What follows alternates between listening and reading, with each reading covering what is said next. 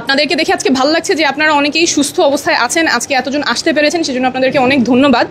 আর যে কথাগুলো বললেন এগুলো আমরা গত 7-8 মাস ধরেই বলে আসছি, শুনে আসছি, কিন্তু হতাশার বিষয় এবং লজ্জার বিষয় যে এই কাজগুলো হচ্ছে না। সরকারের কাছ থেকে আমরা বারবার শুনেছি যে শহীদ পরিবার এবং যারা আহত হয়েছেন জুলাই গণঅভ্যুত্থানে তাদের জন্য সেবা হবে একদম প্রিমিয়াম, ফার্স্ট ক্লাস সেবা তারা পাবেন সরকারি হাসপাতালে। কিন্তু এই যে কথার প্রতিশ্রুতি, তার সাথে হাসপাতালে গেলে আপনারা যে অভিজ্ঞতা পান সেটার মধ্যে অনেক ফারাক। কথার কাজের মধ্যে যে মিল নাই, এটা অনেক ভোগান্তির শিকার হয়। এরকম অনেক আহত যারা আছেন হাসপাতালে গিয়ে কোথায় যাবেন, কিভাবে বলবেন যে আপনি জুলাইয়ের আহত এবং তারপরে আপনার এক জায়গায় সেবাগুলো পাবেন, সেটার কোনো সুনির্দিষ্ট দিক নির্দেশনা নাই। এটা বারবার আমি মন্ত্রণালয়কে বলেছি যে প্রত্যেকটা হাসপাতালের প্রবেশ পথে যেখানে আপনারা ঢুকবেন, যেখানে জায়গাগুলো প্রমিনেন্ট, সেখানে যাতে একদম স্পষ্ট করে নির্দেশনা থাকে যে আপনি যদি জুলাই অভ্যুত্থানে আহত হয়ে থাকেন বা জুলাই অভ্যুত্থানের শহীদ পরিবারের কেউ হয়ে থাকেন, এই নাম্বারটাতে কল করুন। একটু আগে আমাদের দুইজন ভাই বলে গেলেন যে ওনাদের ফোন করতে হয়। আমরা তো এই বাংলাদেশ চাই নাই যেখানে আবারও একজন মানুষের ওপরে আমার নির্ভরশীল হতে হবে। ওই মানুষ তো 24 ঘন্টা অ্যাক্টিভ থাকতে পারবে না। সে কিভাবে জানবে যে আমার এই জায়গায় ফোন দিতে হবে, ওই জায়গায় ফোন দিতে হবে? ব্যক্তির ওপর তো আমাদের নির্ভরশীল হওয়ার কথা ছিল না। ব্যবস্থাটা যাতে পরিবর্তন হয়, সিস্টেমে যাতে থাকে।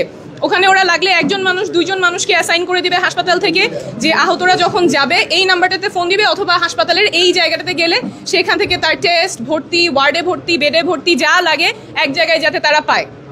সেটা না হয়ে শুধুমাত্র মুখে বলা যে ঠিক আছে তারা প্রিমিয়াম সার্ভিস পাবে, সর্বোচ্চ সেবাটা পাবে, কিন্তু গিয়ে এত ভোগান্তি হয়। এবং সরকারি হাসপাতালগুলো, আমি তো দীর্ঘ সময় কাজ করেছি, সেখানে খুব সবল রোগীর জন্যেও খুঁজে পাওয়া কষ্টকর।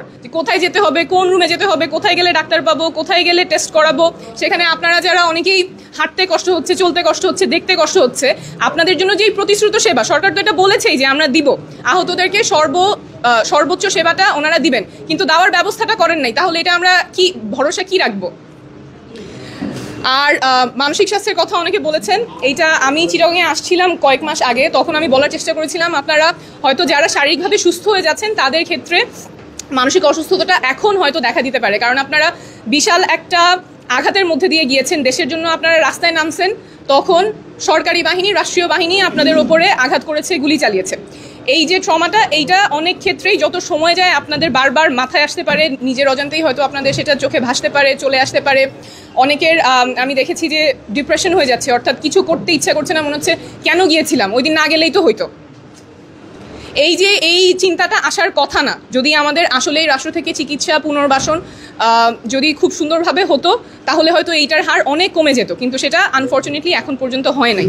তারপরেও যাদের মানসিক স্বাস্থ্যে আপনাদের মনে হচ্ছে সমস্যা হচ্ছে, কষ্ট হচ্ছে, অথবা মনে হচ্ছে আপনি মানে জীবনের যে স্বাভাবিক কাজকর্ম, দৈনন্দিন যে স্বাভাবিক কাজকর্ম সেগুলো করতে পারছেন না, মেজাজ খুব খিটমিটে হয়ে গেছে, আগে ঝগড়া করতেন না, এখন শুধু কিছু হলেই মনে হয় যে বন্ধুকে একটা বকা দিয়ে দেই, একটা গালি দিয়ে দেই, এটা হতে পারে।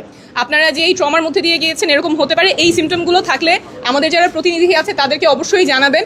আমি আপনাদের কয়েকজনের জন্য মানসিক স্বাস্থ্যের ব্যবস্থা করেছি যারা আপনাদেরকে কাউন্সেলিং দিবে, এবং এখানেও বলে গেলাম যাদের তথ্য আমি পাবো সবার জন্য কাউন্সেলিংয়ের ব্যবস্থা আমি করব। আর আপনারা আছেন বলেই আমরা এখনও আছি। আমাদের যেই ব্যবস্থায় সরকারি বাহিনী, রাষ্ট্রীয় বাহিনী, নিরাপত্তা বাহিনী যারা আমাদেরকে নিরাপত্তা দেওয়ার কথা, সেটা না হয়ে নাগরিকের বুকে গুলি চালায়, সেই বাংলাদেশে আমরা আর ফেরত যাব না। এবং সেটা যাতে আর কখনো ফেরত না আসে সেই জন্য আপনারা থাকবেন আমাদের সাথে। আমরা এনসিপি হিসেবে যা যা প্রয়োজন করা দরকার আমরা সব কিছুই করব।